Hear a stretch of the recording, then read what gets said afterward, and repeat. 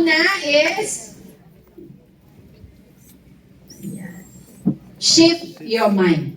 Okay? So, unang-una, alisin mo na kasi scarcity mindset to abundance mindset. Okay, scarcity po yung iniisip mo na wala kang pera, hindi ka abundant. So, alisin mo yung isip mo sa maging grateful ka sa kung anong meron ka. Okay? So, ano ba yung mga example ng scarcity mindset? So, yung hindi sapat. Enjoy the now. Minsan, kaya ka nakikipag-agawan kasi ang isip mo hindi sapat. Isipin mo lang yan, may mga sitwasyon ba sa buhay mo na pag nauubos na, na anxiety ka, kasi ang isip mo, scarcity pala yun. Relax ka lang. Pag parang nauubos na, enough yan. Marami dyan. Makikita mo din yan sa lifestyle business mo. Pag kunyari, meron kang prospect ng iba, tapos sumali sa iba, investa sa'yo, scarcity mindset din pala yun, yung inaagaw mo. Isipin mo, maraming prospect.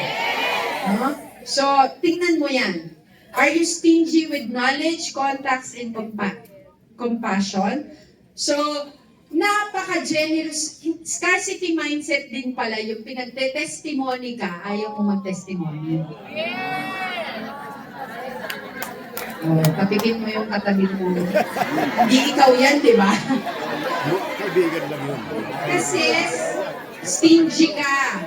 Yung alam mo, sinasarili mo lang. Okay? Stingy pala yan. Okay? Default to suspicion and find to build rapport. Lagi mong pinagdududahan ng mga tao. Scarcity mindset pala yan. Kasi hindi mo ma-unlock ang abundance sa buhay mo pag ganyan ang ugali mo. Resentful for competition. Galit ka sa competition. Dapat dapat hindi. Dapat ako lang ang mag-run. Diba? Yung upline mo, susuportahan. Pag dalawa kayo nag-run, nagagalit ka.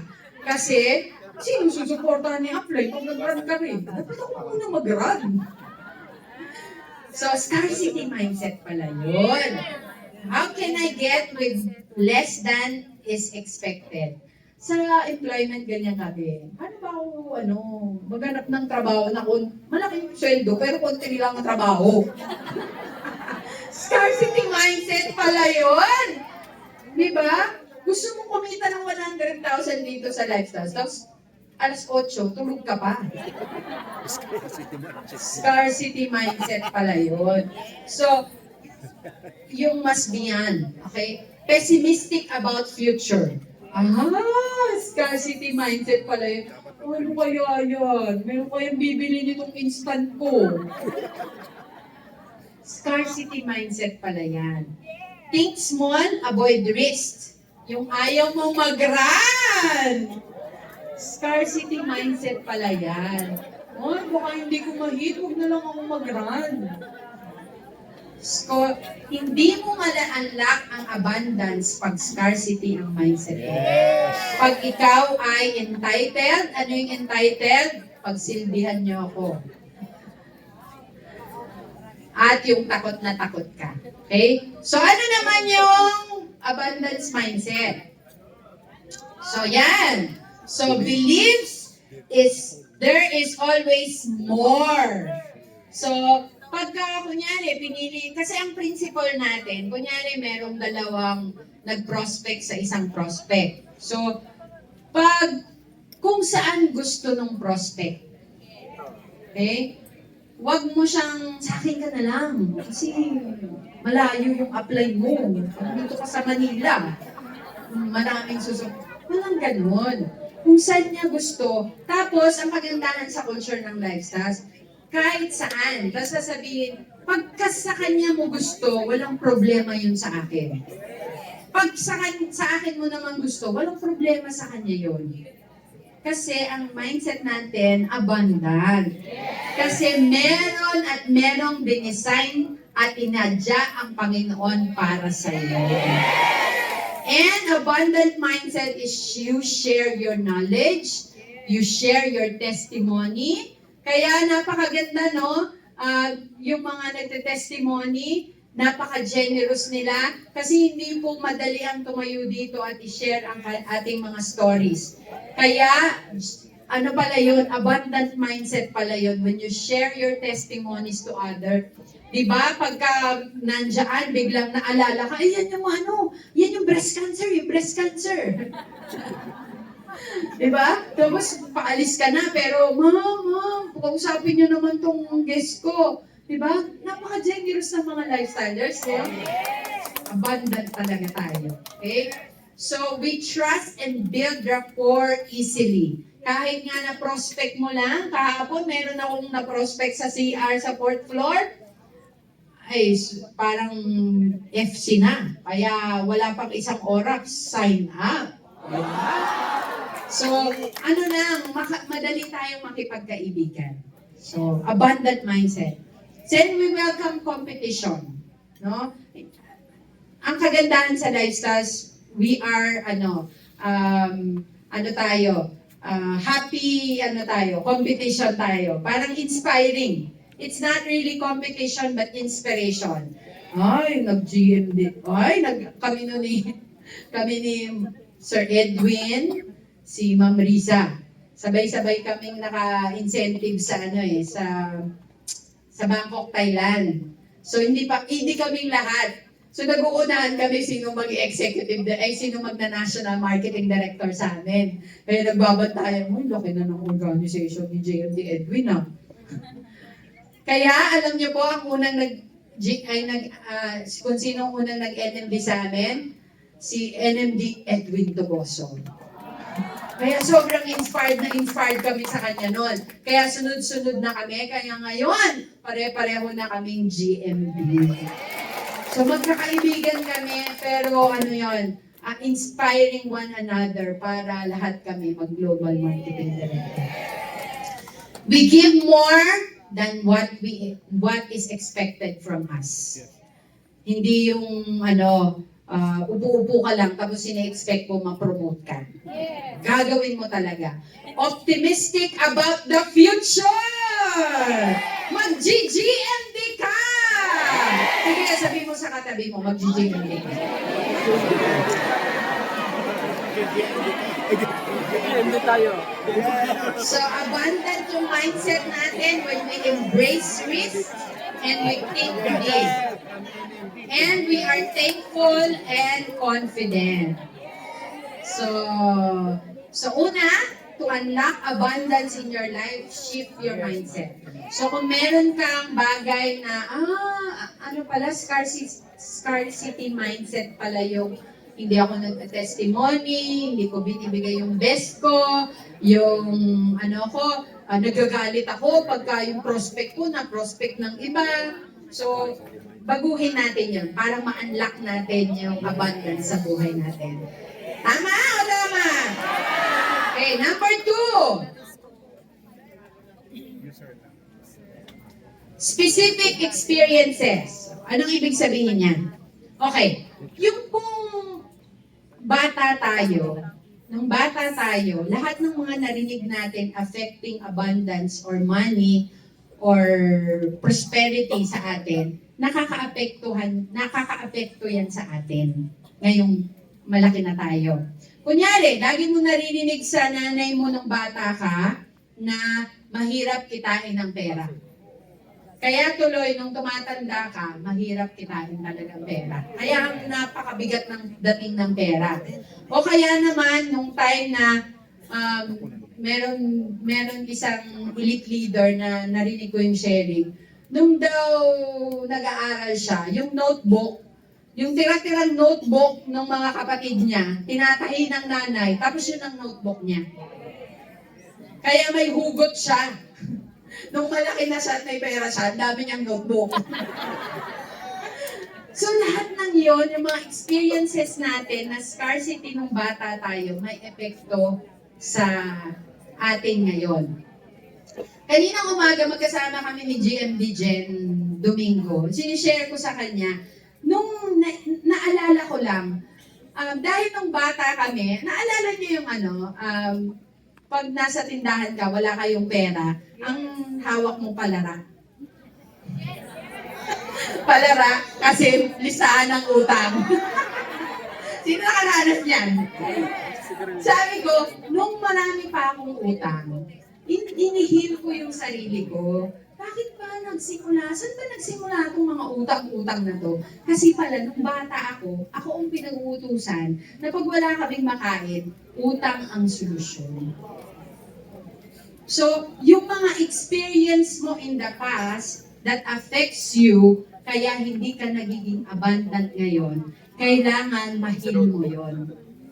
So, mag-create ka ng specific experience para masabi mong abundant ka. For instance, yung takot na takot kang pumunta sa hotel, pumasok sa hotel, kasi feeling mo may bayad pumasok sa hotel. O kaya yung specific experience, hindi ka makapasok sa Louis Vuitton na outlet, o kaya kahit sa Lacoste na outlet, kasi feeling mo, baka bentan ka, wala kang pabayad. Hindi, mag-create ka ng pumasok ka sa Okada, libre doon. Pumasok ka sa mga hotel, libre doon. Nung alam niya, sabi ko, kailangan mayaman ang mindset. So, dinala ko sa Shangri-La Hotel yung asawa ko at anak ko. Tapos nag-coffee kami doon. Napakamura naman pala. Tapos nasa na kami, coffee shop at dining room ng Shangri-La. Ang mura lang pala. So that's specific events. Mag-create ka ng specific event para ma-attract mo yung abundance sa buhay mo. So, syempre yung mga kinikreate mong specific event, nandun yung grateful ka. Kung ano man ang sitwasyon mo ngayon, hindi yan makakapigil sa'yo para ma-experience mo yung na-experience ng totoong mga mayayaman. Pasok ka sa magsukat ka ng sapatos ng LV. Why not? Di pag pag tinigilan ka, di okay daw, at least nakapasok ka, di ba? Naalala ko si Ma'am Jenny. Hindi nagtuturuan. Kino-coach namin yung downline ko na bago. Sabi niya, sige lang, mag-post ka ng mag-post sa Facebook, tapos itag mo yung mga kaibigan mo. Sabi niya, nagtatag daw siya. For this day, A to C. A to A, B, C. Yung mga kaibigan niya, A to C, nakatag lahat yun. Pag nagalit sila, bakit mo ko tinatag sa mga intra-intra mo?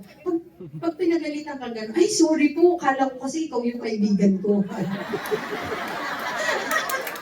Galing ni Ma'am Jen eh. Di ba? Yung sabi ko sa kanya, pero may nagalit naman bang kaibigan mo at natag mo sila? Hindi, wala naman. Di ba? Minsan nasa isip lang natin. Nauunahan natin. So, parang pagka medyo sinita ka, okay lang yun, at least na-try mo.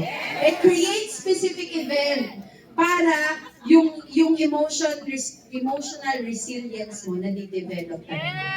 Kasi nabibuild mo yung emotional quotient mo. So, mamaya explain ko yan mabuti.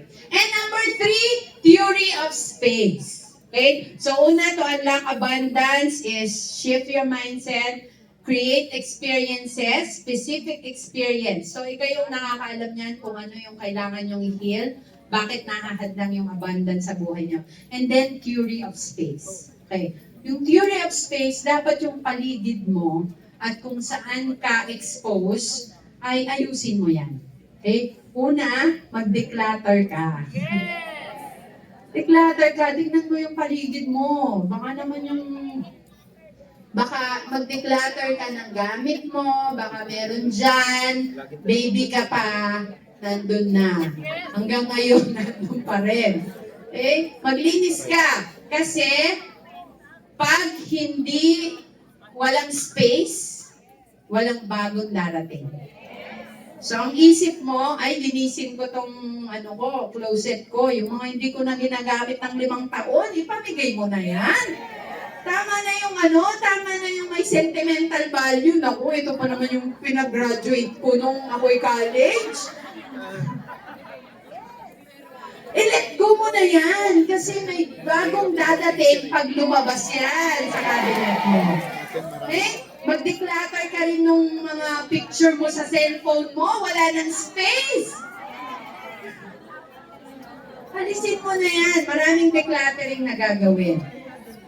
Okay ba yan? Unti-unti. Hindi naman po lahat. Naku, mag-garage sale ka nga. Kanina, kwento ni Ma'am Shi. GMD Florence Monedero. Nag-declutter. Kasi meron kaming ginawang activity na nag-declutter talaga kami. Nagkanya-kanyang post kami. Napakadami talagang dumi. Ang dami po namin na-donate na mga damit. Ang daming nabentang mga damit. At ang sarap ng feeling na yung mga hindi kayang bumili, suot yung damit mo at sayang-saya sila. Okay? At makikita mo yung abundance magsisirculate. Okay? So, declutter. So, create an environment that support abundance, inviting peace, clarity, and focus. Tingnan mo yung mga kasama mo. Baka yan yung mga kasama mo, hindi sila, alam mo yung pagkasama mo sila, parang lagi kang napapaaway. Hindi ka at peace, so create ka rin ng space. Be in the space of contribution. Grabe. Magbigay. Huwag, generous talaga. That's one of the key of abundance to come into your life when you are, open to give. So, dito sa Lifestyles, nakakatawa, no? Sa Lifestyles, pinupromote natin ang tithing. No? Actually, it's not, we're just giving it back to the Lord. Kasi siyang nagbigay ng strength at wisdom sa atin para magawa natin ang mga bagay-bagay sa buhay natin. Hindi naman hinihingi ng Lord yung 100%, di ba? 10% lang. Ibigay mo yan sa kung anong church or sa anong charity na gusto mo. It's really your contribution. Okay? Ako po, hindi ko lang, dahil inspirasyon namin si GMD Peng, may foundation po siya, and we support that. Gusto ko rin po talagang may foundation. At may pangalan na po yung foundation. At gusto po namin is to really support pastors kasi alam po namin na wala po talagang kinikita ang mga pastors. Hindi nila mapag-aral yung mga anak nila. Kaya part of the program is mapag-aral yung kanilang mga anak. Tapos, part din ng program, wala silang health card. No, nagkakasakit sila. Tapos yung retirement home. No? Meron na ang mga ideas for that. So, it's really the contribution. So, mag-create ka niyan. And change who you spend time with. Tignan mo. You are the average of 5 people you are always with. Sino ba ang lagi mong kasama? I-average mo yung income ng lagi mong kasama. Divide by 5, yun ang income mo.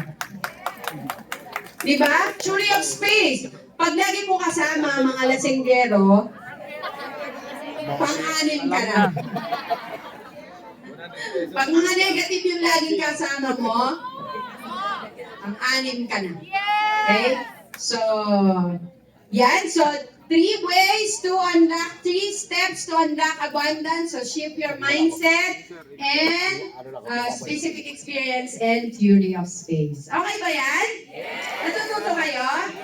Okay. So, tagwa 1 minute lang, face your partner. Ano dyan sa 3 ang nakikita mong kailangan mong baguhin sa buhay mo? Okay? So, 1 minute lang. Okay. Happy money. Ano daw yung happy money? Meron ibig sabihin merong unhappy money. May sad na money. Okay? So, ano ba yung happy money na yan? So, sabi ni Ken Honda, all money circulated with love, care, and friendship is happy money. So, meron palang mga, alam niyo yun, meron kasi yung time na, kagaya niya, nagre-reflect nga ako lahat ng income natin sa Lifestyles is happy money. Bakit? Kasi we did it out of our love for our prospects. We did this out of love and concern at malasakit sa lahat ng mga pinapainom natin. Tama? So meron yung time na parang kumita ka ng pera o umutang ka o kaya doon sa umutang ka sa Mumbai, sobrang interest ng dami-dami, di ba? Sobrang bigat nung pagdating ng pera sa iyo, that's unhappy money. Anything na, or may example si Ken Honda, di ba yung mga divorce, nagkaroon ka ng settlement, so nagkaroon ka ng pera, pero dahil sa nag-away kayong mag-asawa at nag-divorce, nag-settle, yung conjugal property, may pera ka. So that's unhappy money. Tapos, diniscuss niya yung money IQ and money EQ. Okay, quick lang po ito. Ano yung money IQ?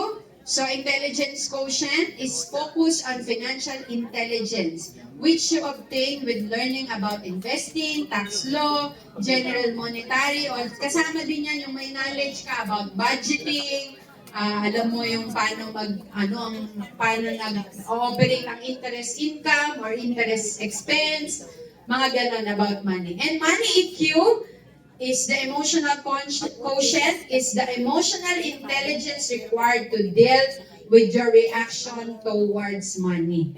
So nakakatuwa po kasi yung IQ, hindi lang yan nagpe-pertain yung knowledge mo about money. Meron siyang category. So, money, yung making money. So, kailangan meron kang alam in making money. So, in-emphasize niya dyan, magiging happy money yan if it would mean doing the things you love to do and sharing the gifts or talents with others. Not focus on competition but adding value and not betraying your values. Alam niyo po, nung binabasa ko yan, talagang in-enumerate ko, bakit gusto ko ang lifestyles?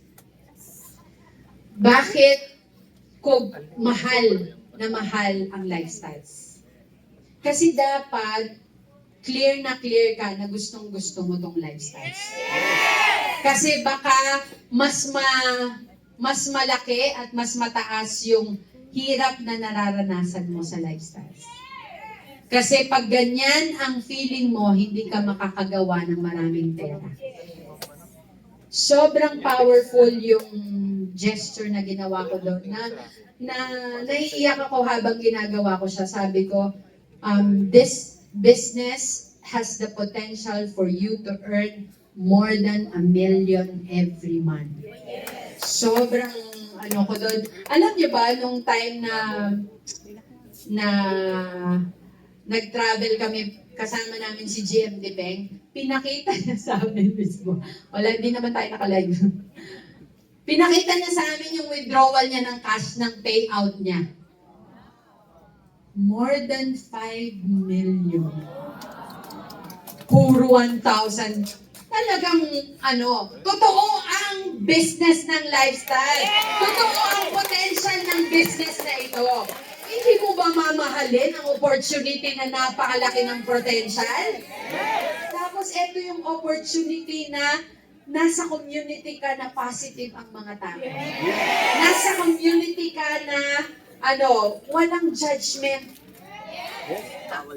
11 years na po ako dito, hindi ko naranasan yung, alam nyo, kasi sa opisina kami si Ma'am Paul.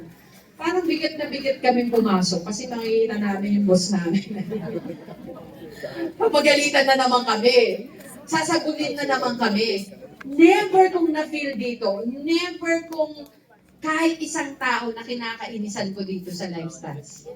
Yung mga GMDs, pag yan naging GMD, nagiging ka-close na namin. Di ba ang sarap magtrabaho sa ganong community? So, enumerate mo kung bakit gusto mo ang Lifestyles. Kasi importante yan.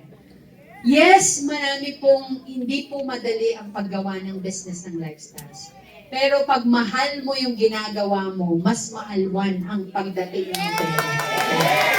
So, make that, that activity na bakit ko mahal ang lifestyles. Dapat mahal mo tong ginagawa mo. Kasi pag hindi mo to mahal, hindi ka tatagal dito. Okay? And then, spending money. So, dapat you spend money happily. Pag lumabas ang pera, thank you, money. Pag lumabas ang pera, magbabayad na naman ako ng tuition fee. Hindi dapat ganon. When you spend money, dapat happy ka din. Okay? Dapat yan ang feeling mo. You spend happily. Ako, grabe talaga yung healing ko dito kasi kuripot ako eh. Sino mga katulad ko kuripot? Yung, bago ka makabili ng bagay, pag-iisipan mo talagang mabuti. Tapos nung nabili mo na, naukonsensya ka pa. Tama? So hindi, dapat pala masaya ka. Pag namabas ang pera, ay, kailangan ko to. Deserve ko to. Masaya ito. So dapat, everything na lumalabas, spend your money, happy ka din. Okay? So dapat, that includes your IQ. And protecting money. Ay, sorry. Ano naman ang pindot ko? Okay, protecting money. Protecting money is not yung, hindi mo gagastusin, yung nandyan lang. Hindi, protecting money is really on the relationship. Not hoarding or keeping your money away from others. Yung mga sources ng difficulty sa loob ng bahay, di ba madaming sources ng problema sa bahay because of money?